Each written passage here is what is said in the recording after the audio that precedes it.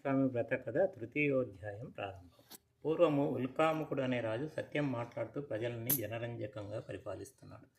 రాజు ఒకరోజు భద్రశీలా నదీ తీరున భార్యతో కలిసి శ్రీ సత్యనారాయణ స్వామి వ్రతం చేస్తుండగా అక్కడికి సాధువు అనే ఒక వర్తకుడు వచ్చి వినయంతో, మహారాజా, ఇంత భక్తి శ్రద్ధలతో మీరు చేయుచున్నది ఏం వ్రతం? దయచేసి నాకు వివరింపుడు అనగా రాజు, ఓ సాధువు, ఇది శ్రీ సత్యనారాయణ స్వామి వ్రతం, పుత్ర సంతానం కోసం చేయుచున్నాను అని చెప్పాను. నాకు కూడా సంతానం లేదు కనుక నేను కూడా ఈ వ్రతం చేసుకుంటే నాకు కూడా సంతానం కలుగుతుందని భావించి ఇంటికి వచ్చి భార్య అయిన లీలావతితో సత్యదేవుని వ్రతం గురించి చెప్పి మనకు సంతానం కలిగినచో ఈ వ్రతం చేస్తేనే ప్రతిజ్ఞ చేశాడు సాధువు. సాధువు భార్య లీలావతి ధర్మ ప్రవృత్తి గలదై భర్తతో ఆనందంగా గడిపి గర్భవతి అయి సత్యదేవుని అనుగ్రహం వల్ల 10వ నెలలో ఒక బాలికకు జన్మనిచ్చింది. ఆ బాలిక శుక్లపక్ష చంద్రుని వలె దినదిన ప్రవృద్ధి చెందుతుండగా తల్లిదండ్రులు ఆమెకు కళావతి అనే పేరు పెట్టారు.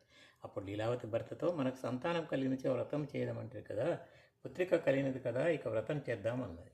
అందుకు సాధువు లీలావతి, మన అమ్మాయి వివాహంలో వ్రతం తప్పక చేయదునని ఆమెను సమాధానపరిచి వ్యాపారం నిమిత్తం నగరానికి వెళ్ళాడు. కళావతి యుక్త వయసు వచ్చిన విషయం చూచి సాధువు కాంచన నగరమునకు పోయి అక్కడ యోగ్యుడైన వైశ్య బాలకును చూచి సాధువు తన కుమార్తెనిచ్చి పెళ్లి చేశాడు. సాధువు ఆ పెళ్లి వేడుకల్లో పడి సత్యదేవుని వ్రతం సంగతి మర్చిపోయాను. అందుచే స్వామికి చాలా కోపం వచ్చింది. తర్వాత కొంతకాలమైనకు వ్యాపార దక్షత గల సాధువు అల్లుడితో కలిసి వ్యాపారంకు బయలుదేరి సముద్ర తీరంలో ఉన్న రత్నస్నానపురాన్ని చేరుకున్నాడు. రత్నస్నానపురాన్ని చంద్రకేతు మహారాజు పరిపాలించుచున్నాడు. శ్రీ సత్యనారాయణ స్వామి శాపం వలన ఆనాడే రాజుగారి ధనాగారంలో మాయ దొంగలు ప్రవేశించి ధనం దోచుకొని పారిపోతూ రాజభటులు తరుముచుండగా వర్తకులున్న వైపు పరిగెత్తి భయపడి ధనంను వర్తకుల ముందు పారవేసి పారిపోయారు. రాజభటులు అక్కడికి వచ్చి రాజధనముతో ఎదురు కనపడుతున్న ఆ వర్తకులను బంధించి రాజు వద్దకు తీసుకొని పోయారు. రాజు, వారి నేరం నాకు విచారణ అవసరం లేదు, కారాగారం బంధింపుడు అని.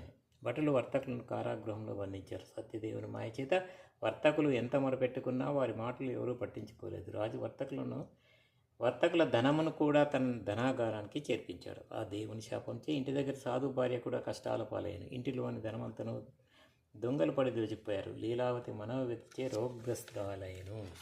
తింటకు తిండి దొరకగా ఇంటింటికి తిరిగి బిచ్చమెత్తుకొనసాగారు. కుమార్తె అయిన కళావతి కూడా బిచ్చమెత్తుటకు పోసాగారు. ఒకనాడు కళావతి రాత్రి పొద్దుపోయి ఇంటికి చేరింది. అప్పుడు తల్లి ఆమెతో ఇట్లన్న, అమ్మాయి, ఇంత రాత్రి వరకు ఎక్కడ ఉన్నావు? నీ మనసులో ఏమున్నదని అడిగింది.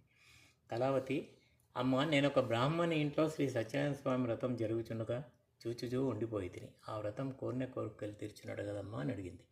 కళావతి మాట విని లీలావతి వ్రతము చేయటకు సంకల్పించి ఆ మర్నాడు యథాశక్తి వ్రతం చేసింది. స్వామి, నా భర్త అయిన అల్లుడు సుఖంగా తిరిగి ఇంటికి చేరినట్లు అనుగ్రహింపమని వేడుకుంది. లీలావతి చేసిన ఆ వ్రతం చే సంతోషించిన సత్యదేవుడు చంద్రకేతు మహారాజు కళ్ళలో కనపడి, నీవు బంధించిన వారిద్దరినూ దొంగలు కారు, వర్తకులు, రేపు వారిని విడిచి వారి ధనము వారికి ఇచ్చి పంపు, లేనిచో నిన్ను సమూలంగా నాశనం చేసేదని చెప్పి అదృష్టమయ్యాను. మర్నాడు ఉదయం రాజు సభలో తనకు వచ్చిన కలను చెప్పి ఆ వర్తకులను చెరసాల నుండి విడిపించి తీసుకురండి అని భటులను ఆజ్ఞాపించారు. భటులు వైశ్యులను సభలోనికి తీసుకొచ్చారు. వర్తకులు రాజు తమకు ఇంకా ఏమి శిక్ష వేయను అని భయపడసాగారు.